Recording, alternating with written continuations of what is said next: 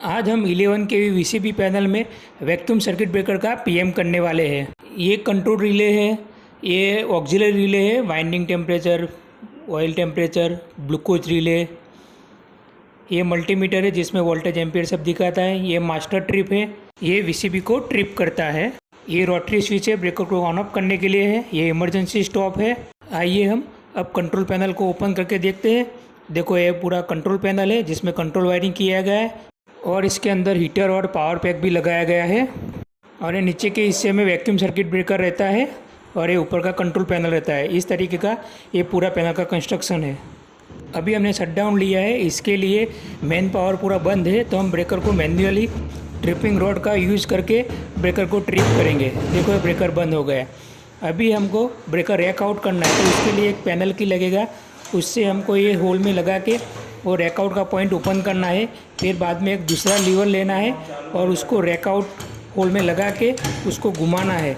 जैसे हम घुमाएंगे तो ब्रेकर हमारा रैक आउट होगा, मतलब कि जब ब्रेकर लगा है वो अंदर से बाहर आएगा। देखो इस तरीके से ब्रेकर बाहर आ गया। देखो आपको दिखता होगा ब्रेकर बाहर आ रहा है। अभी लीवर को निकाल देना है और की को भी निकाल देना है। उसके बाद हमको जो कवर है उसके सारे नट बोल्ट इस तरीके से निकाल देना है।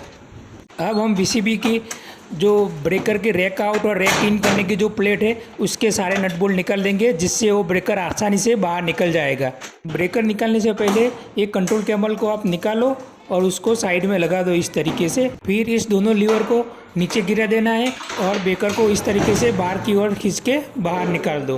देखो ये बाहर निकल आया है। ब्रेकर निकल जाने के बाद इस तरीके से पैनल दिखेगी, पूरा वैकेंट हो गया है।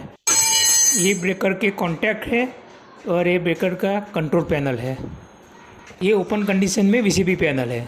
अब हम वैक्यूम सर्किट ब्रेकर का प्रिवेंटिव मेंटेनेंस करने के लिए उसका कवर ओपन करते हैं और कवर को साइड में रखते हैं। ये ब्रेकर को रैक इन और रैक आउट करने का मैकेनिज्म है, तो इस लीवर को घुमा के हम प्लेट को हम पूरा बाहर तक ले आएंगे। अब हमें DC-226 स्प्रे लेना है। DC-2-26 स्प्रे को हमको सब जगह जो भी मूविंग पार्ट है, जैसे कि ट्रिपिंग कॉइल है उसको भी अप डाउन करके स्प्रे करना है। एक क्लोजिंग कॉन्टैक्ट है उसको भी स्प्रे करना है। जितने भी मूविंग पार्ट है, इलेक्ट्रिकल कॉन्टैक्ट है, सब जगह पे स्प्रे को लगा देना है हमें। अब हमें ब्रेकर के ये पावर कॉन्टैक्ट पे वाइट कलर के जो इंसुलेटर कवर लगे हुए हैं उसको निकाल देना है। फिर ये ग्रिपिंग कॉन्टैक्ट पे स्प्रे करना है। अभी ग्रिपिंग पॉइंट पे स्प्रे करने के बाद उसको फिजिकली वेरीफाई करना है, कहीं पे ब्लैक स्पॉट तो नहीं आया ना और कहीं पे बर्निंग तो नहीं हुआ है ना। अगर जो कोई ग्रिपिंग पॉइंट बर्न हुआ है तो वो पूरा सेट आपको रिप्लेस करना पड़ेगा। अब आपने जहाँ जहाँ स्प्रे लगाया था वहाँ पे क्लीन कॉटन कपड़ा लेना है और उससे अच्छी तरह से क्लीन करना है। जो ज़्यादा ग्रीस वाला या ऑयली पार्ट था उसको अलग कपड़े से साफ़ करो और जो इलेक्ट्रिकल कॉन्टैक्ट है उसको अलग कपड़े से साफ़ करो। इस तरीके से पूरा जितना भी मूविंग पार्ट है, फिक्स कॉन्टैक्ट है, जो पावर टर्मिनल है, सबको आप क्लीन कर दो।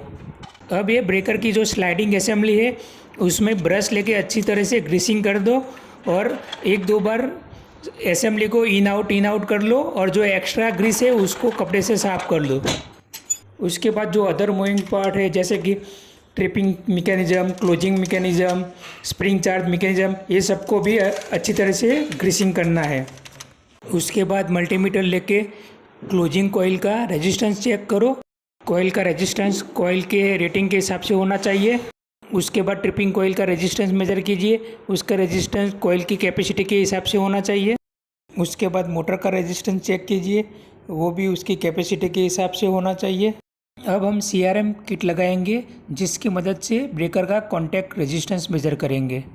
अब हम CRM टेस्टिंग किट के ड्राइंग के हिसाब से किसी भी एक पेज को 2 क्लैंप लगा देंगे। उसके बाद CRM किट को ऑन करेंगे और उसका टेस्ट रीडिंग हमको दिखाएगा। देखो टेस्ट किट ने रीडिंग उसका दिखा दिया है। इस तरीके से हमें तीनों पेज RYB का रीडिंग लेना है और एक चेक शीट में फिलअप करना है।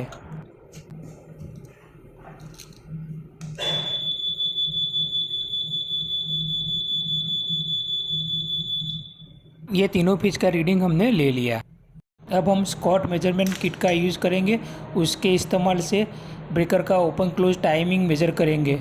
उसके लिए अब हम ड्राइंग के हिसाब से ब्रेकर के कुछ वायर ब्रेकर के दोनों टर्मिनल में लगा देते हैं। उसके बाद ड्राइंग के हिसाब से हमको ब्रेकर के क्लोजिंग कॉइल और ट्रिपिंग कॉइल को सप्लाई देना है, और दूसरा जो हमारा जो मास्टर रिले रहता है उसको भी हमको उसके लाइन में कनेक्ट करना है। उसके बाद हमको मैन्युअली ब्रेकर की स्प्रिंग चार्ज करनी पड़ेगी, जिससे ब्रेकर ऑन ऑफ होगा। अब टेस्ट करने के लिए सारा वायरिंग ओके हो गया है। अब हम किट को टेस्टिंग करने के लिए स्टार्ट कमांड देते हैं।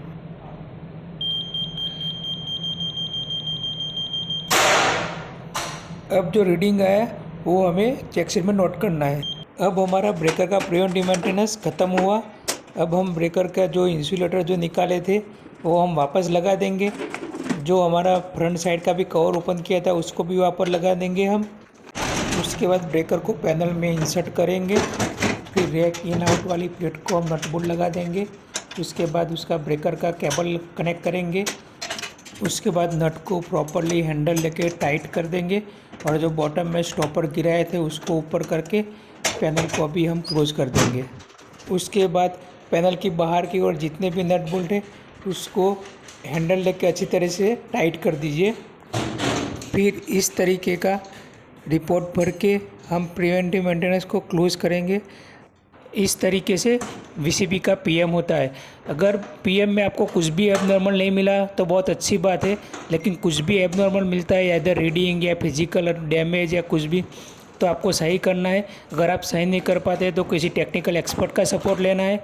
अगर कोई आपको टेक्निकल एक्सपर्ट नहीं मिल रहा है तो आप ओईएम को भी कांटेक्ट कर सकते हैं, लेकिन उसको करेक्ट किए बिना आप पैनल को मत चालू कीजिए। अगर ये वीडियो आपको अच्छा लगा हो तो वीडियो को लाइक कीजिए और चैनल को सब्सक्राइब कीजिए। थैंक यू, धन्यवाद।